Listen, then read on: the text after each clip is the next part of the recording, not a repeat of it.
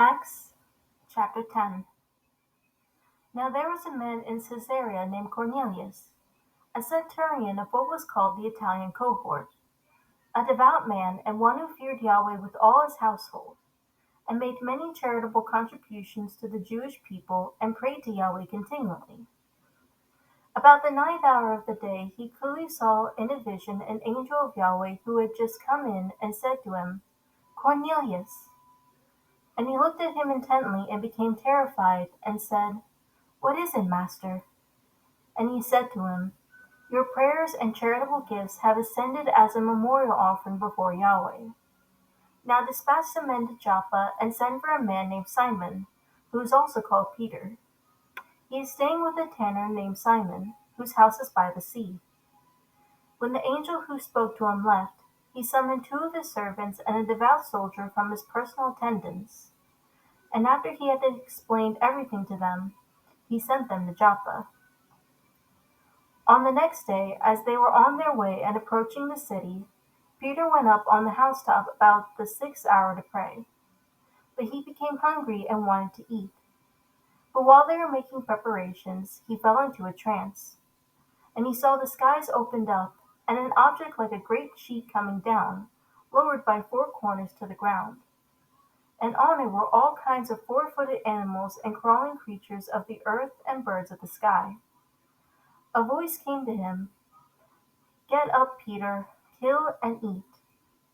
But Peter said, By no means, master, for I have never eaten anything unset apart and unclean. Again a voice came to him a second time, What Yahweh has cleansed, no longer consider unset apart. This happened 3 times, and immediately the object was taken up into the sky. Now while Peter was greatly perplexed in mind as to what the vision which he had seen might mean, behold, the men who had been sent by Cornelius had asked directions to Simon's house. And they appeared at the gate, and calling out, they were asking whether Simon, who was also called Peter, was staying there. While Peter was reflecting on the vision, the Spirit said to him, Behold, 3 men are looking for you. But get up, go downstairs and accompany them without misgivings, for I have sent them myself.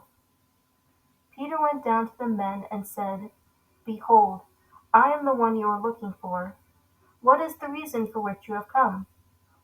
They said, Cornelius, a centurion, a righteous and Yah-fearing man, well spoken of by the entire nation of the Jews, was divinely directed by a set-apart angel to send for you to come to his house and hear a message from you.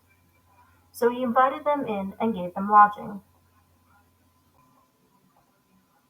On the next day he got ready and went away with them, and some of the brothers from Joppa accompanied him. On the following day he entered Caesarea. Now Cornelius was expecting them, and had called together his relatives and close friends. When Peter entered, Cornelius met him, and fell at his feet and worshipped him. But Peter helped him up, saying, Stand up, I too am just a man. As he talked with him, he entered and found many people assembled. And he said to them, You yourselves know that it is forbidden for a Jewish man to associate with or visit a foreigner. And yet Yahweh has shown me that I am not to call any person unset apart or unclean. That is why I came without even raising any objection when I was sent for. So I ask, For what reason did you send for me? Cornelius said, 4 days ago to this hour I was praying in my house during the ninth hour, and behold, a man stood before me in shining clothing. And he said, Cornelius, your prayer has been heard, and your charitable gifts have been remembered before Yahweh. Therefore send some men to Joppa and invite Simon, who is also called Peter, to come to you. He is staying at the house of Simon the tanner by the sea. So I sent men to you immediately, and you have been kind enough to come. Now then, we are all here present before Yahweh to hear everything that you have been commanded by the Savior.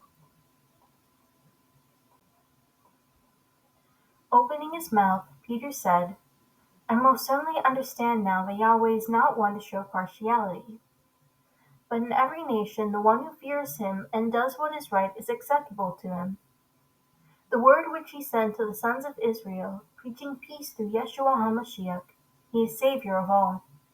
You yourselves know the thing that happened throughout Judea, starting from Galilee after the baptism which John proclaimed. You know of Yeshua of Nazareth, how Yahweh anointed him with a set-apart spirit and with power, and how he went about doing good and healing all who were oppressed by the devil, for Yahweh was with him. We are witnesses of all the things that he did both in the country of the Jews and in Jerusalem. They also put him to death by hanging him on a cross. Yahweh raised him up on the third day and granted that he may be revealed, not to all the people, but to witnesses who have been chosen beforehand by Yahweh, that is, to us who ate and drank with him after he arose from the dead. And he ordered us to preach to the people and to testify solemnly that this is the one who has been appointed by Yahweh as judge of the living and the dead.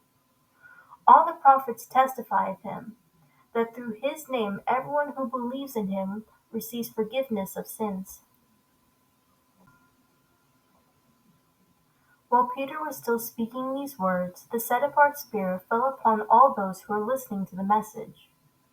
All the Jewish believers who came with Peter were amazed, because the gift of the set-apart Spirit had also been poured out on the Gentiles. For they were hearing them speaking with tongues and exalting Yahweh.